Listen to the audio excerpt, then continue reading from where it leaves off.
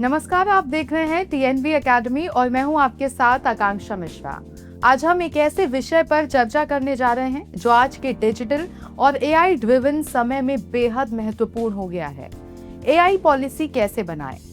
आज लगभग हर ऑर्गेनाइजेशन किसी न किसी रूप में आर्टिफिशियल इंटेलिजेंस का उपयोग कर रही है, चाहे वो कस्टमर सर्विस चैटबॉट्स हो, प्रेडिक्टिव एनालिटिक्स सिस्टम हो या automated decision making tools.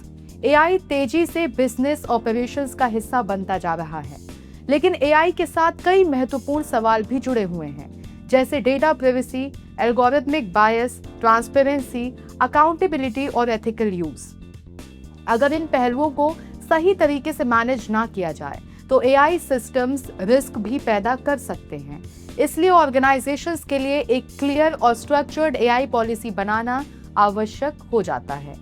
AI policy ये तय करती है कि ऑर्गेनाइजेशन एआई टेक्नोलॉजीज को किस तरह रिस्पॉन्सिबल, सिक्योर और एथिकल तरीके से डेवलप और यूज करेगी। अब जानते हैं कि एआई पॉलिसी क्या होती है। एआई पॉलिसी एक फॉर्मल गाइडलाइन या फ्रेमवर्क होती है जो ऑर्गेनाइजेशन में आर्टिफिशियल इंटेलिजेंस के रिस्पॉन्सिबल यूज को डिफाइन करती है। ये पॉलिसी ये स्पष्ट करती है कि एआई सिस्टम्स को डेवलप, डिप्लॉय और मैनेज करते समय कौन कौन से रूल्स, प्रिंसिपल्स और कंट्रोल्स फॉलो किए जाएंगे। एआई पॉलिसी का उद्देश्य ये सुनिश्चित करना होता है कि एआई सिस्टम्स ट्रांसपेरेंट, फेयर और अकाउंटेबल तरीके से ऑपरेट करें।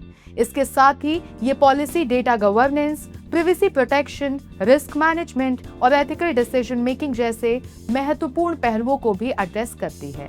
एक अच्छी तरह से तैयार की गई एआई पॉलिसी ऑर्गेनाइजेशन को ये दिशा देती है कि एआई इनोवेशन और रिस्क मैनेजमेंट के बीच सही संतुलन कैसे बनाया जाए। तो चलिए अब जानते हैं कि आखिर एआई पॉलिसी क्यों जरूरी है। आर्टिफिशियल इंटेलिजेंस एक पावरफुल टेक्नोलॉजी है, लेकिन इसके मिसयूज या गलत इंप्लीमेंटेशन से कई प्रकार की समस्याएं उत्पन्न हो सकती हैं। उदाहरण के लिए, अगर एआई सिस्टम्स बायस्ड डेटा पर ट्रेन किए गए हों तो उनके डिसीजंस अनफेयर हो सकते हैं।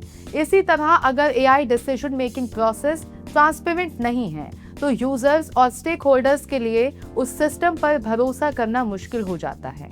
एआई पॉलिसी इन सभी रिस्क को मैनेज करने के लिए एक स्ट्रक्चर्ड अप्रोच प्रदान करती है। इसके अलावा कई देशों में एआई रेगुलेशंस और कंप्लायंस रिक्वायरमेंट्स तेजी से विकसित हो रहे हैं। ऐसे में ऑर्गेनाइजेशंस के लिए एआई पॉलिसी रेगुलेटरी रेडीनेस सुनिश्चित करने का भी एक महत्वपूर्ण माध्यम बन जाती है। संक्षेप में, एआई पॉलिसी ऑर्गेनाइजेशंस को रिस्पॉन्सिबल इनोवेशन के साथ साथ ट्रस्ट बिल्डिंग और कंप्लायंस मेंटेन करने में मदद करती है। अब हम जानेंगे एआई पॉलिसी के मुख्य उद्देश्य। एआई पॉलिसी का उद्देश्य केवल गाइडलाइंस बनाना नहीं होता, बल्कि एआई अडॉप्शन को सेफ, एथिकल और सस्टेनेबल बनाना भी होता है। इसका पहला उद्देश्य रिस्पॉन्सिबल एआई डेवलपमेंट को प्रमोट करना है, ताकि एआई सिस्टम्स का उपयोग समाज और बिजनेस दोनों के लिए बेनिफिशियल हो।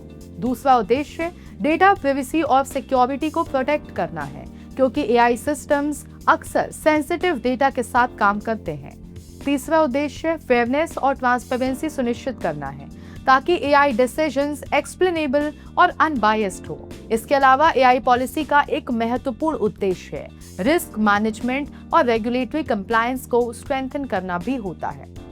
जब ऑर्गेनाइजेशन इन ऑब्जेक्टिव्स को ध्यान में रखकर पॉलिसी तैयार करती है तो एआई सिस्टम्स पर स्टेक होल्डर्स का विश्वास भी बढ़ता है। अब बात करेंगे एआई पॉलिसी बनाने से पहले की तैयारी के बारे में। एआई पॉलिसी तैयार करने से पहले ऑर्गेनाइजेशन को अपनी एग्जिस्टिंग एआई इकोसिस्टम को समझना आवश्यक होता है। सबसे पहले ये आइडेंटिफाई करना चाहिए कि ऑर्गेनाइजेशन में कौन कौन से एआई सिस्टम्स या एआई इनेबल्ड टूल्स उपयोग किए जा रहे हैं। इसके बाद ये देखना जरूरी है कि इन सिस्टम्स में किस प्रकार का डेटा उपयोग किया जा रहा है और डिसीजन मेकिंग प्रोसेस किस तरह काम करता है। एआई पॉलिसी बनाने के लिए एक क्रॉस फंक्शनल टीम बनाना भी जरूरी होता है, जिसमें IT specialist, data scientist, legal experts, compliance officers और रिस्क मैनेजमेंट प्रोफेशनल्स शामिल हों। जब पॉलिसी डेवलपमेंट में विभिन्न डिपार्टमेंट्स की एक्सपर्टीज शामिल होती हैं, तो पॉलिसी अधिक प्रैक्टिकल और इफेक्टिव बनती है। एआई पॉलिसी इंप्लीमेंटेशन के बेनिफिट्स। जब ऑर्गेनाइजेशन एक well structured AI policy implement करती है तो उसे कई महत्वपूर्ण बेनिफिट्स मिलते हैं। सबसे पहला बेनिफिट रिस्क रिडक्शन है, क्योंकि एआई सिस्टम्स के मिसयूज या अनइंटेंडेड कॉन्सिक्वेंसेस को पहले ही मैनेज किया जा सकता है। दूसरा बेनिफिट ट्रस्ट बिल्डिंग है, क्योंकि रिस्पॉन्सिबल एआई प्रैक्टिसेस से कस्टमर्स, रेगुलेटर्स और स्टेक होल्डर्स का कॉन्फिडेंस बढ़ता है। तीसरा बेनिफिट रेगुलेटरी कंप्लायंस है, क्योंकि एआई रेगुलेशंस लगातार इवॉल्व हो रहे हैं और एआई पॉलिसी ऑर्गेनाइजेशंस को फ्यूचर कंप्लायंस के लिए तैयार करती हैं। इसके अलावा क्लियर गवर्नेंस और प्रोसेसेस के कारण एआई इनोवेशन भी अधिक एफिशिएंट हो जाती है। एआई पॉलिसी बनाना आज के समय में हर ऑर्गेनाइजेशन के लिए एक स्ट्रैटेजिक नेसेसिटी बन गया है। ये पॉलिसी एआई टेक्नोलॉजीज के रिस्पॉन्सिबल, एथिकल और सिक्योर यूज के लिए एक क्लियर फ्रेमवर्क प्रदान करती है। जब organisation governance structure, ethical principles, risk management practices और डेटा गवर्नेंस कंट्रोल्स को ध्यान में रखकर एआई पॉलिसी तैयार करती है, तो वो रिस्पॉन्सिबल एआई अडॉप्शन की दिशा में एक मजबूत कदम उठाती है। इस प्रकार एआई पॉलिसी केवल एक कंप्लायंस डॉक्यूमेंट नहीं होती, बल्कि ऑर्गेनाइजेशन के लॉन्ग टर्म एआई स्ट्रैटेजी और ट्रस्ट बिल्डिंग का आधार बन जाती है। तो दर्शकों, आज हमने विस्तार से समझा कि एआई पॉलिसी कैसे बनाई जाती है और ऑर्गेनाइजेशन के लिए ये क्यों जरूरी है। अगर आपको ये डिस्कशन यूजफुल लगी हो तो वीडियो को लाइक और शेयर जरूर करें। कमेंट्स में हमें बताइए कि आपकी ऑर्गेनाइजेशन एआई पॉलिसी बनाने की प्लानिंग कर रही है। और हाँ, टीएनवी एकेडमी चैनल को सब्सक्राइब करना मत भूलिए, ताकि आपको एआई गवर्नेंस, आईएसओ स्टैंडर्ड्स और कंप्लायंस से जुड़ी और भी प्रैक्टिकल जानकारी मिलती रहे। मैं हूं आकांक्षा मिश्रा, मिलते हैं अगली वीडियो में, तब तक के लिए धन्यवाद।